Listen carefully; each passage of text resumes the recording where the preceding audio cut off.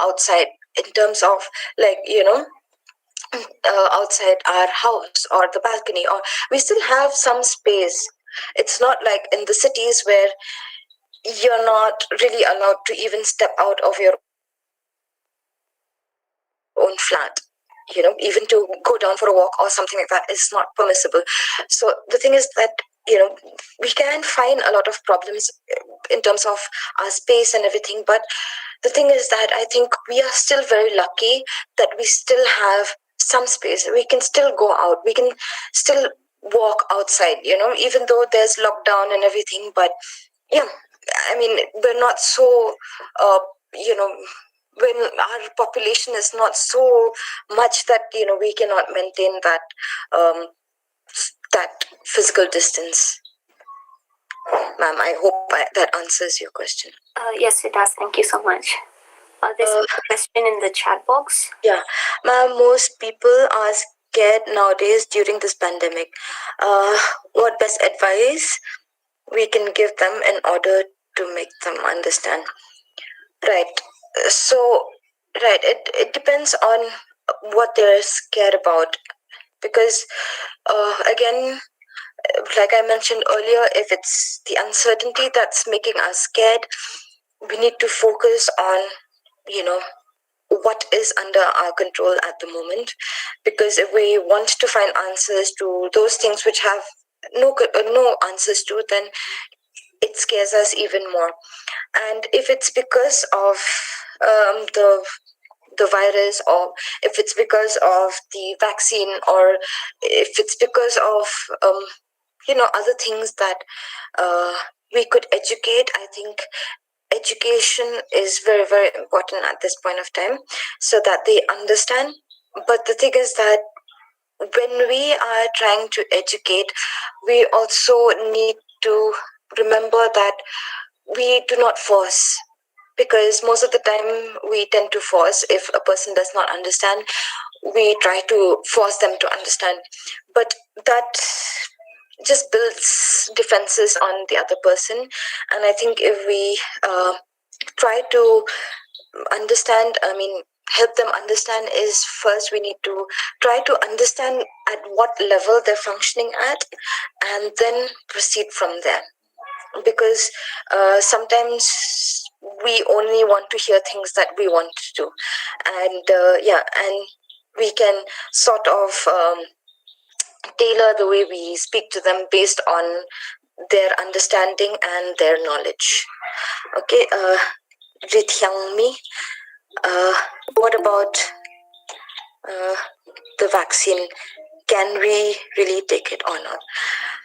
See, the thing is, can we really take it or not? See, the thing is that I'm not an expert to advise you on the vaccine, but from what I understand of the vaccine is that it actually helps, like I mentioned earlier, helps us because it helps us form these antibodies that help us deal with the virus, fight the virus. So basically what what the vaccine does is just help us create more antibodies so that our bodies are prepared in fighting against the virus. Now, can we really take it or not?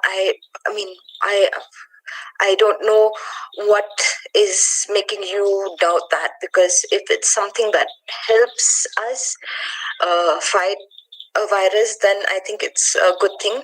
But I understand that there are a lot of misconceptions regarding the vaccine, and a lot of people have spread a lot of rumors about this and about that they have this and they have that, some chips or this and that. Those are all things that have been circulated on social media, and before we believe them, I think we need to find the whether we need to find out whether they are reliable or not, because most of the time there are no basis for these theories or these conspiracy theories that they have, and basically they're just rumors. So if you want to learn more about the vaccine, I think you need to look for more reliable sources that will help you understand what this vaccine is about and how it's gonna work in your body and how it's gonna help you. Okay, with Hyangmi, I hope that answers it. Yeah, sure. One question, Miss. Miss, as we all know that we are living in a very hard time, difficult time. So we face a lot of trouble in this current situation. Feeling loneliness, feeling depressions, no jobs. The future is very uncertain. And because of this, at the end of the day, they decide to give up their life by committing a suicide. So how can we prevent them from this dangerous death? How can we help them from this committing suicide, to prevent them from this committing suicide? Right. I understand, Frankie, that this is a very trying time, and there are a lot of reasons why people think of taking their own lives.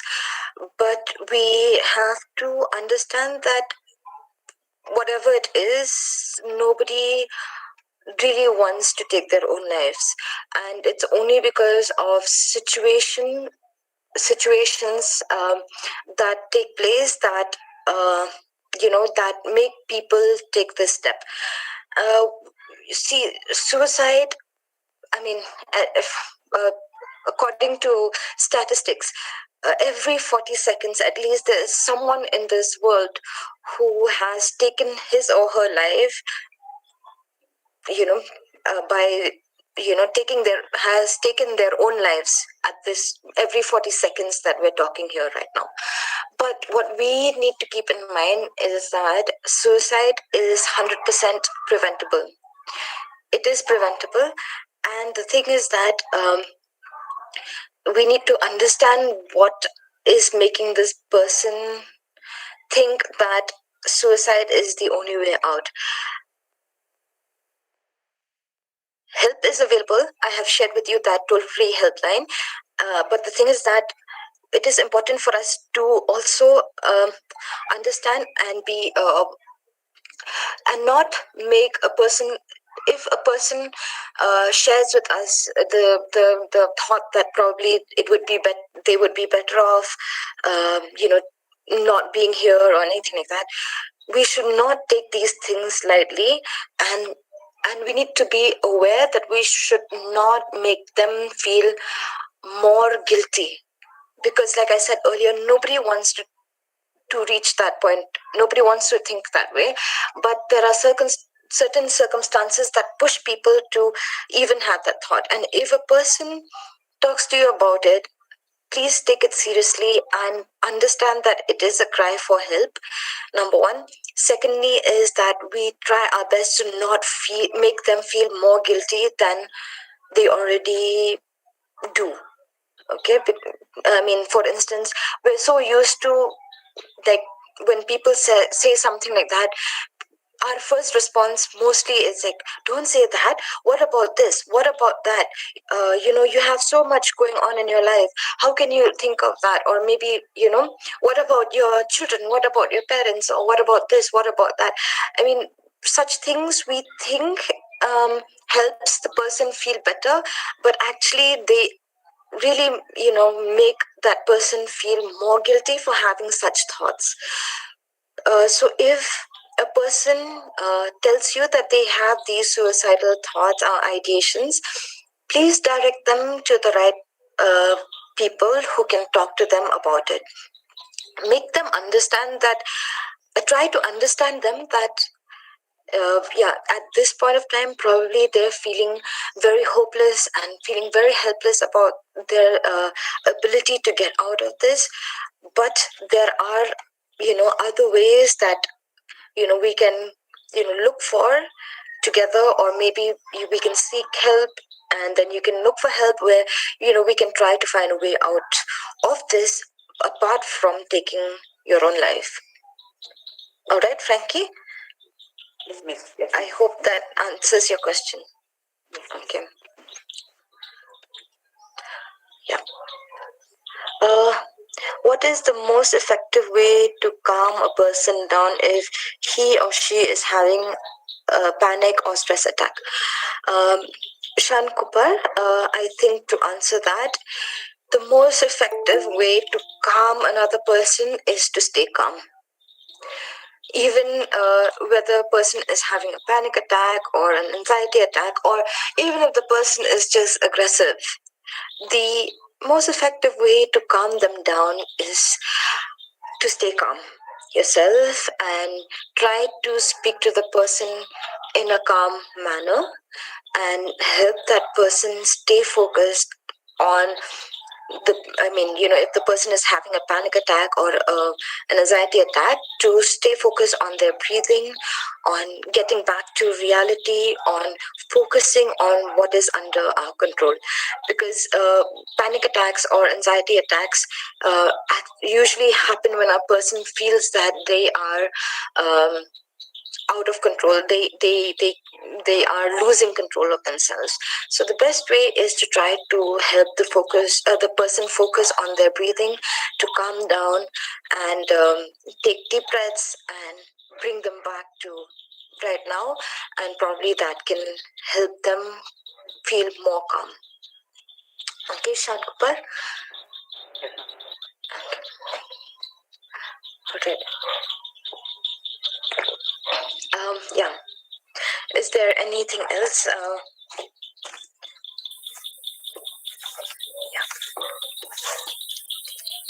Yes, students, if you have any more questions, feel free to ask.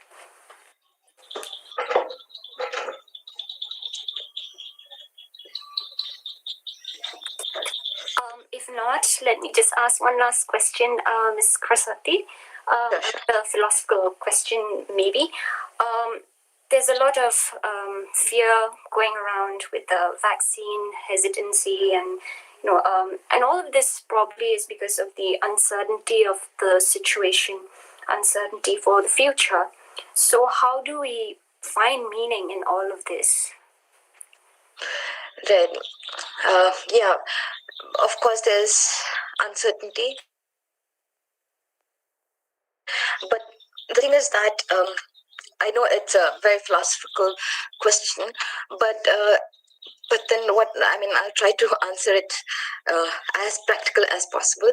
I mean, if we go back to research has found that sometimes when we focus on, of course there's a lot of negativity going around, like so much fear, so much uncertainty and everything that's going around.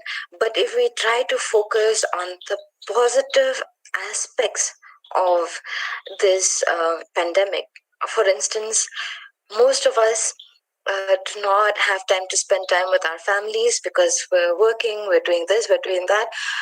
We hardly get time to spend time with our families.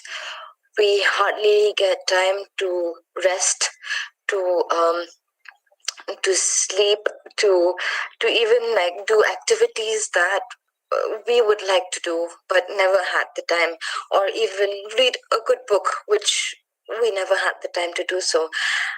But yes, we there are so much uncertainties, but the thing is that if we try to focus on these positive aspects of this pandemic, how it has brought us together, how it has brought even communities together. Of course, I'm not saying that it's universal, because it's not always the case, but I can see how even communities are coming together, and we are working together to help fight this pandemic. And so probably, yes, there would be change, no doubt, like Arundhati Roy had said. There is change, but the thing is that probably there is a rupture in our normal meaning making process. But the thing is that this doesn't mean that it ends there, but it means that we find new ways of creating meaning, creating memories, and building ourselves through this pandemic. Okay, there's Sarah, ma'am. Yes, thank you. All right. I think there are no more questions. So I would like to thank you, Ms. Khasrasti, for sparing your time and your expertise with us. I know there's a lot of fear and there's a lot of uncertainty at this moment, but what I think that the pandemic is also challenging us to bring out the best in us, to have patience and hope, to listen and to have empathy. And I think these are qualities that are worth nurturing. So anyways, thank you so much for taking us through those practical and effective steps to cope, not just with the pandemic, but with life in general. It has been an engaging and very resourceful session, and I'm sure that our students will definitely benefit from it. And so I think we will close with that. We've come to the end of a very useful and engaging session, and I hope, and we leave you with the hope that you'll be resilient and you'll always be able to see the light at the end of the tunnel. So to close the session, I would like to request Ms. B. Nonglai to please give the vote of thanks. Thank you again, Ms. Khasrasti. Thank you.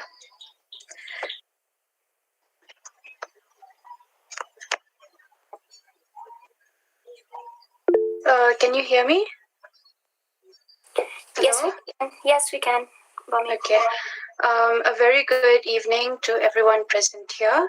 I, on behalf of the Counselling Cell of Synod College, would like to express my sincere gratitude to everyone present here for sparing your time and, for giving your valuable time to be with us and for your wonderful and engaging participation.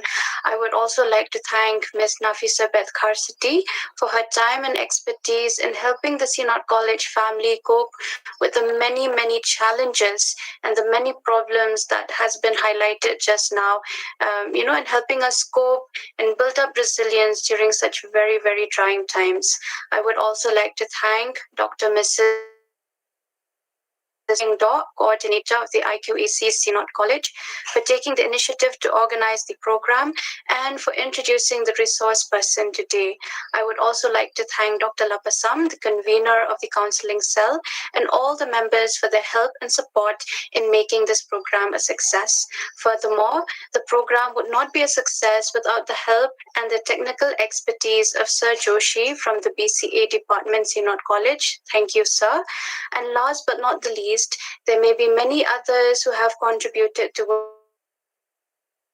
the success of the program, but time does not permit me to name all of you, so please forgive me. With these few words, thank you.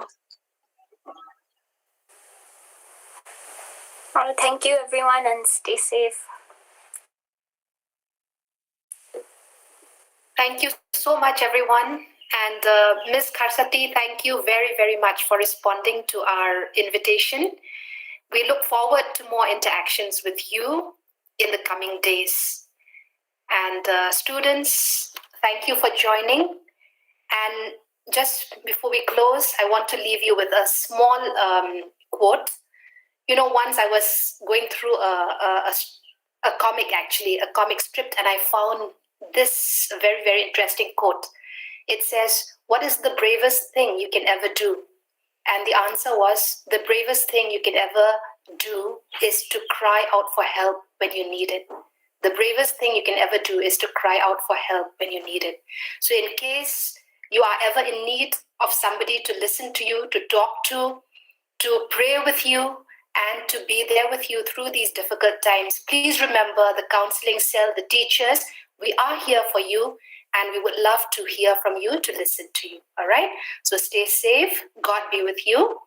And in case you have the opportunity to take the vaccine, please do take the vaccine for your own health and for the health and safety of others around you. Thank you so much from my part. Over to the Counselling Cell. Ms. Ria, any last words?